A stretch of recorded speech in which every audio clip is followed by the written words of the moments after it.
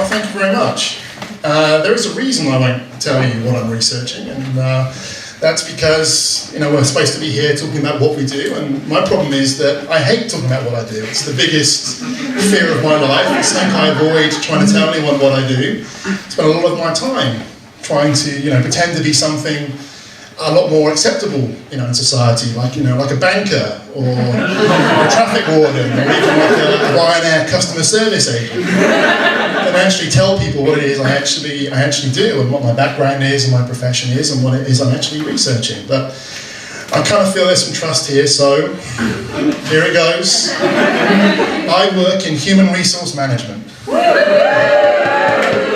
you very much. I can see the kind of, a few cheers, a few looks of disgust, which is not, and I think the reason I've always hated telling people what I do is the way people react to this is people will kind of ask you, what is it you do? And I'll say, okay, I work in HR, and then they'll say, don't talk to me about HR. Don't talk to me about HR, bloody useless. And then they'll spend the next 15 minutes talking to you about HR and how awful HR is and how they've got everything wrong and how really I should be doing something about it. And I'm not just making this up. Recently I went for a curry with my swimming club. I know what you're thinking. The swimming's really paying off, but that's a completely different issue. So anyway, we went for a curry. It's a nice friendly club. And as we sat down, I'm talking to someone I don't know so well, and he asked me that fateful question. So what is it you do? And I kind of very meekly say, I work in HR. And immediately he launched into a 10-minute tirade about how HR had messed up a promotion he had 25 years ago. And how, because of that, HR was entirely useless and messed up this promotion. And by the end of it, he really convinced himself that it was my fault. That I was actually responsible for that, even though I was at primary school at that time. But, and the thing is, I'm kind of used to that. I kind of expect that. It's not just that. I mean, I recently started a new job at the University of Leicester. Thank you. More negative reaction on HR, okay. Slightly worrying. And when I got there, my first week there, I had no key for my office, I had no security card to get in and out of the building, and I had no IT access. And I thought the people responsible for that would be, building services, security office, and IT. But I was wrong. It was in fact the fault of HR. Everyone kept telling me it's not my fault I can't cut the key, it's HR. HR's not my fault you can't get a security card, that's HR's fault.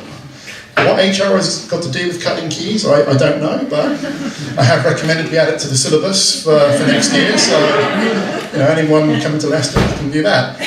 I've often kind of thought of HR as being, it's like being England football manager. Everyone in the country could do your job better than you can, and spends a lot of their time telling you how they could do that better and why you're getting it wrong.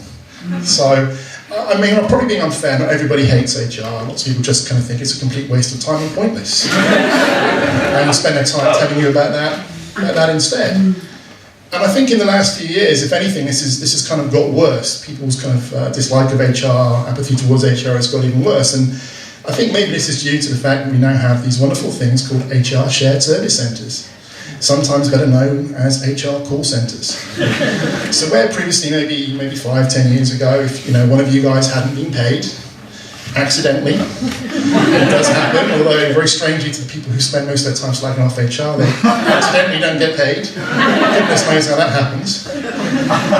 But if you hadn't been paid, you'd maybe come along in the office and find someone like me and just shout at me, and I'd kind of go, okay, I'm sorry you haven't accidentally been paid. And generally I could sort that out pretty much there and then.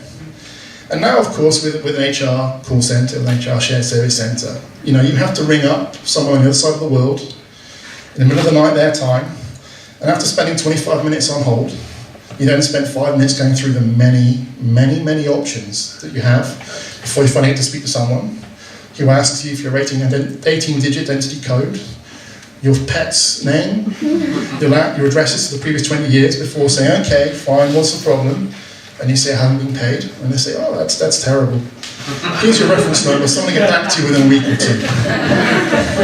And then, of course, you then go and try and find someone in the office who still works in HR and shout at them, and they feel better. And then someone like myself working in the office says, actually, well, that's not my fault. HR is now a strategic function. We don't deal with such trivial matters as people being paid. That's not what we do. It's beneath us. You know, and then the person goes away steaming from there, then they go out for a curry with their swimming club and sit next to a guy and ask them what they do, and the whole circle comes around again. So it's a difficult thing. But I think this kind of, got me thinking. When I kind of made this transition from being an HR professional myself into the world of academia, I guess I kind of thought, well, if I feel about this, if I'm so bitter and twisted about what I do for a living, what do other HR professionals think? And how do they feel about what they do? How do they feel about the relationships that they have? How do they feel about how they have to act in their role? And how do they feel having to work with shared service centres? And so, rather than speaking to other HR folk about interesting and dirty stories that we know about other people, employees, we find out we do have access to all your personal information. I should point that out. And we do sometimes share that. Rather than talking to people about that, I spend my time talking to them about how they feel about their job role, how they feel they act in their role, how they feel about the changes that are taking place. Basically about how they identify as HR professionals, which is why I'm looking at HR professional role identity, what I'm studying. I kind of feel that it's helping me get a PhD, and also it's performing a valuable community service, giving HR professionals a real opportunity to get things off their chest and vent, rather than going mad in public. So that's what I do, but this is why I try and avoid telling people, what I do. But I should probably finish up by saying, actually, HR professionals don't share anyone's personal information or personal stories. So we are we are professional.